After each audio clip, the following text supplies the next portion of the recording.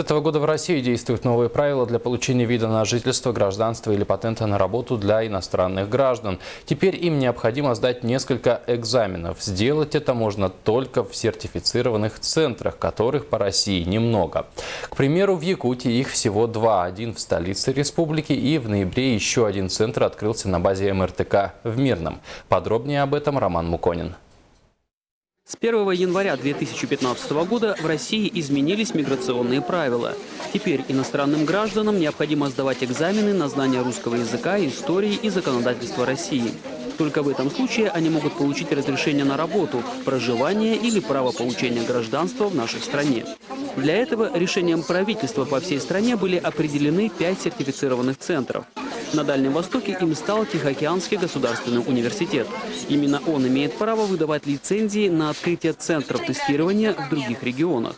Мирнинский региональный технический колледж не остался в стороне от этого, предложив свои услуги по тестированию иностранных граждан. Мы всегда позиционировали себя как учебное заведение, которое не стоит на месте, которое расширяет сферу услуг, в том числе образовательных услуг.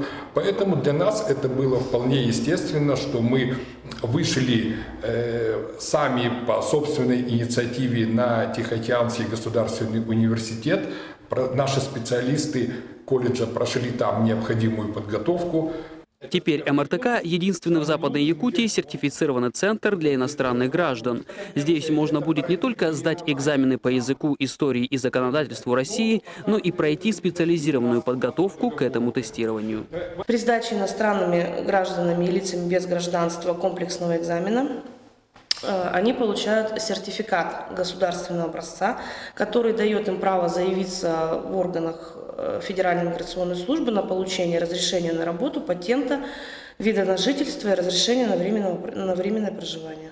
Пройти тестирование иностранные граждане смогут в стенах МРТК уже сегодня, не выезжая для этого в Якутск. Вся необходимая база для этого имеется. А пока руководство колледжа принимает заявки и формирует списки.